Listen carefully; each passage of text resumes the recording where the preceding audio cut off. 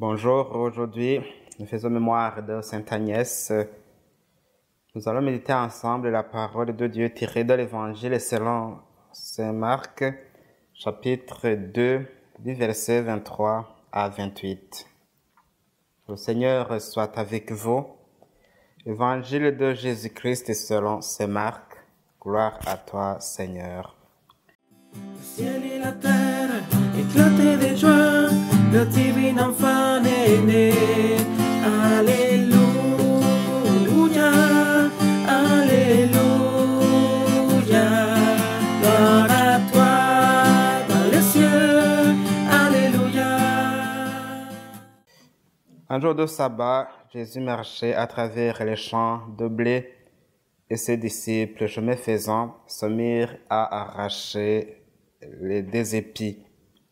Les pharisiens lui disaient, « Regarde ce qu'ils font le jour du sabbat, cela n'est pas permis. » Et Jésus leur dit, « N'avez-vous jamais lu ce que fit David lorsqu'il fut dans le besoin et qu'il eut faim, lui-même et ceux qui l'accompagnaient? Au temps du grand prêtre Abiatar, il entra dans la maison de Dieu et mangea les pains de l'offrande que nul n'a le droit de manger, sinon les prêtres, et il en donna aussi à ceux qui l'accompagnaient. Il leur disait encore, le sabbat a été fait pour l'homme, et non pas l'homme pour le sabbat. Voilà pourquoi le Fils de l'homme est maître même du sabbat. Acclamons la parole de Dieu. Louange à toi, Seigneur Jésus.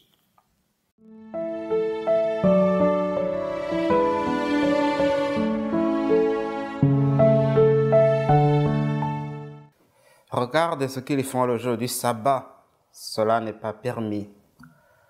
Voilà, frères et sœurs, une remarque judicieuse que les pharisiens adressent à Jésus parce que ses disciples se sont mis à arracher des épis de blé le jour du sabbat.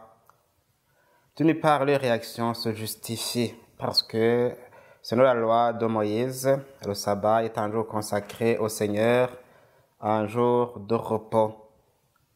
On lit ça dans le livre de l'Exode quand on voit ceci.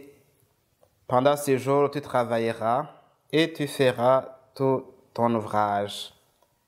Mais le 7e jour est un sabbat consacré au Seigneur, ton Dieu. Tu ne feras aucun ouvrage. Le livre de la Genèse qui fonde cette loi du repos sabbatique dit clairement que même Dieu créa le monde, donc travaillant pendant 6 jours et se reposa le 7e jour, après avoir accompli toute son œuvre de création. Les pharisiens donc respectent religieusement cette loi. Selon celle-ci, aucune personne n'a le droit de travailler le jour du sabbat, surtout les croyants. Il faut travailler pendant 6 jours et réserver le 7e jour au Seigneur, ce que on peut traduire, qui a été traduit plus tard comme le dies domini, le jour du Seigneur, que nous les chrétiens, nous appelons le dimanche. Ce dimanche, il faut aller prier Dieu dans son temple saint, à la synagogue pour les Juifs et à l'église pour nous les chrétiens, puis se reposer et fraterniser avec les membres de sa famille. Il va de soi que le fait que les disciples se promènent dans les champs et arrachent du blé soit une infraction selon les défenseurs de cette loi sabbatique. Mais il se pourrait que les disciples de Jésus ont pris quelques épis juste pour manger du grain afin de recouvrer la force après une longue journée de marche dans le désert à la suite de Jésus. Cependant, les pharisiens y voient une transgression de la loi. Jésus, par contre, connaissant la même loi, lui aussi, les aide à avancer à notre niveau. Il les rappelle que le jour du sabbat, le roi David est entré dans le temple. Il a mangé du pain du sacrifice et en a donné à ses troupes, alors qu'il n'était même pas prêtre. Et pourtant, il n'y a rien fait de mal, parce qu'il voulait sauver ces hommes qui risquaient de mourir de faim.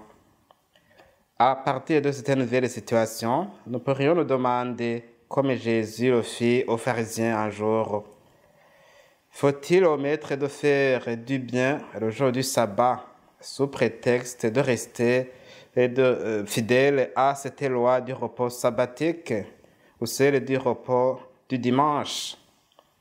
En agissant ainsi, on serait à l'encontre de la loi de Dieu par excellence que Jésus donna à ses disciples plus tard, la loi d'amour. Donc dans toutes nos pensées, nos paroles et nos actions, que ce soit le jour du sabbat ou les jours de semaine, Jésus nous recommande d'opposer des actes qui témoignent de notre amour pour Dieu et de notre charité envers nos frères et sœurs. En nous laissant motiver par notre désir de faire du bien aux autres, de les sauver et d'accomplir ce qui plaît à Dieu, nous serons plus portés à agir, à nous impliquer au lieu de trouver des arguments ou des prétextes pour justifier nos omissions. C'est la loi d'amour qui a permis aux saints et aux saintes de persévérer dans leur voie de sainteté jusqu'à donner leur vie pour Dieu, comme ce fut le cas pour Sainte Agnès, qui resta attachée à Jésus et à l'Église. L'important en tout cela est d'imiter Dieu notre Père et son Fils Jésus-Christ. Jésus n'a-t-il pas dit « Mon Père est toujours à l'œuvre et moi aussi ». Dieu n'a pas de repos tant qu'il n'a pas encore accompli toute son œuvre de salut de l'humanité. Il en est de même pour Jésus, il en est de même pour ses disciples appelés à travailler pour l'avènement du règne de Dieu. Le sabbat est fait pour l'homme, nous dit Jésus, et non l'inverse. Dieu l'a voulu pour que l'être humain en bénéficie, pour que l'homme se repose, et mieux encore, pour que l'être humain se repose dans les mains de Dieu. C'est aussi un temps réservé à Dieu pour le glorifier, lui dire merci pour ses bienfaits qu'il nous a accordés durant la semaine et pour le faire connaître à nos frères et sœurs. Et pourtant, nous sommes de temps en temps portés à vouloir profiter du repos dominical ou du repos sabbatique pour nous-mêmes en laissant de côté les activités qui nous rapprochent de Dieu jusqu'à faire ce qui n'est pas bon le jour du sabbat ou le dimanche. C'est le malheur de où chacune de nous doit se demander « Et moi, comment est-ce que je gère le dimanche ?» Jésus nous attend toujours dans sa maison pour que lui-même puisse nous bénir et nous sanctifier. Approchons-nous de lui avec joie et amour. Frères et sœurs, je vous souhaite donc un bon repos du dimanche prochain et aussi Dieu vous attend dans sa maison. Vous êtes toujours les bienvenus à la messe pour le prier et se nourrir de sa parole et du pain eucharistique.